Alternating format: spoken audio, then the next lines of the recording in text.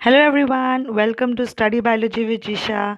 I hope you are liking all my videos and please subscribe my channel and hit the bell icon for more notifications on my channel.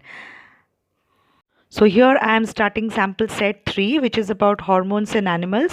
ये जो sample set है उसको आप खुद से कीजिएगा। करने के बाद एंड ऑफ द वीडियो में आपको बताया जाएगा कैसे आप ऑनलाइन टेस्ट दे सकते हैं इसी चैप्टर का। Hope you have a great time in this video and appear the online test. बहुत ही इंटरेस्टिंग है, वीडियो लास्ट तक देखिएगा और आपको इस चैप्टर के एंड के बाद कल के जो वीडियोस हैं उसमें मैं बहुत अच्छे अच्छे टिप्स एंड ट्रिक्स देने वाली हूँ। उस वीडियोस को नेक्स्ट अपलोड्स को ज़रूर वेट कीजिएगा। Thank you. Have your sample set, enjoy. Dear students, we have finally reached the last part of control and coordination sample sets. This is sample set 3 and which is on the topic hormones in animals. Interestingly, there are only 7 questions from this part. Of course, ये जो part है इसको remember करने के लिए आपको एक chart या टेबल की सख्त ज़रूरत होगी जो आप खुद ही बनाएंगे। कैसे बनाएंगे?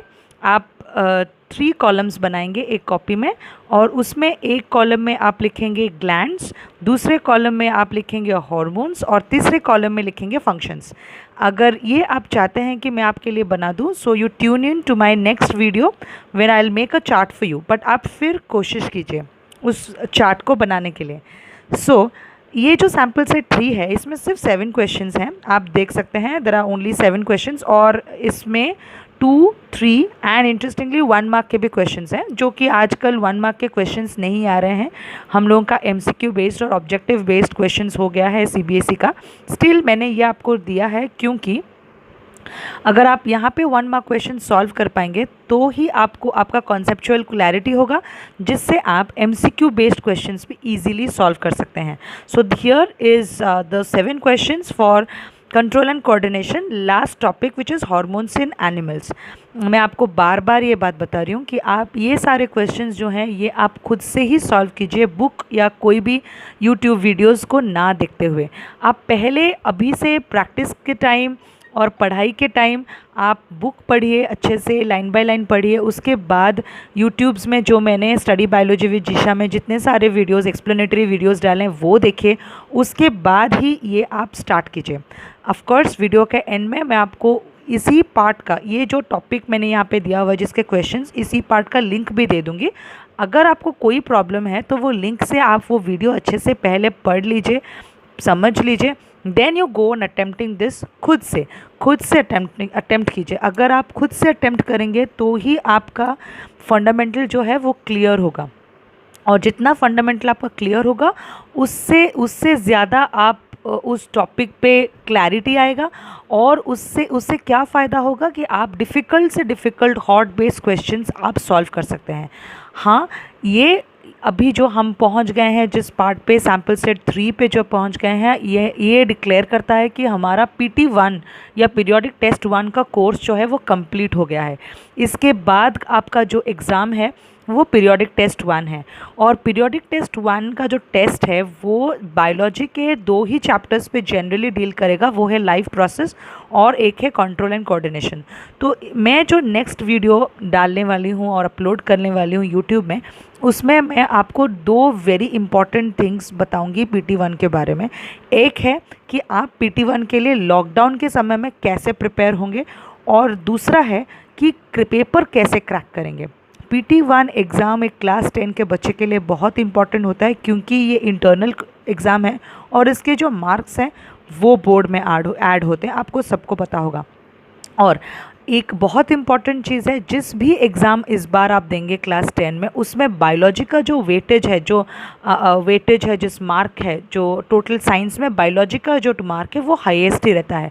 और बायोलॉजी में इतने डिफ़िकल्ट सब्जेक्ट्स भी नहीं हैं, इतने डिफ़िकल्ट चैप्टर्स भी नहीं हैं जो आपको पढ़ना है, आपको याद रखना है।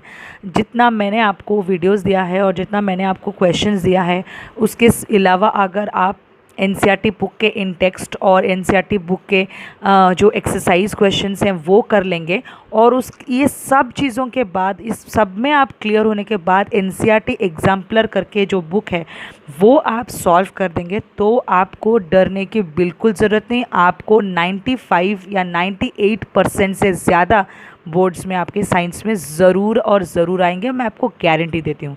हाँ, जैसे ही मैं आपको टॉपिक वाइज रिवीजन कराती हूँ वैसे ही कीजिए।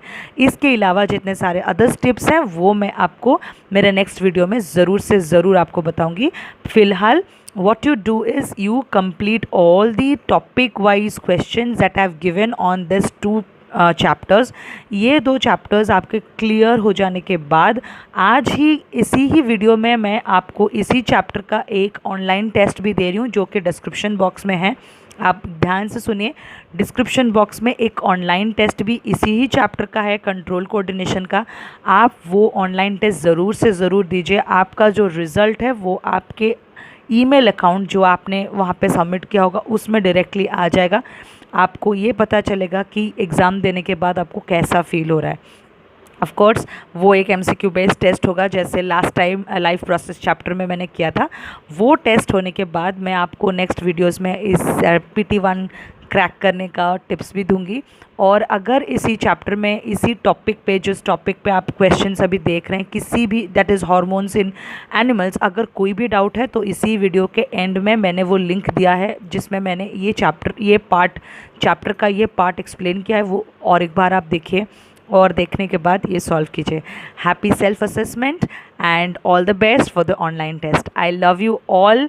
स्टडी बायोलॉजी हार्ड, क्योंकि बायोलॉजी एक ही सब्जेक्ट है आपके 10th में जो आपका चैप्टर्स है, जो आपको साइंस के टॉपिक्स हैं, उसमें बायोलॉजी ऐसा ही पार्ट है जो आपको बहुत ज़्यादा मार्क्स रखवाने के लिए हेल्प कर सकता है। तो आप ये ज़रूर पढ़िएगा।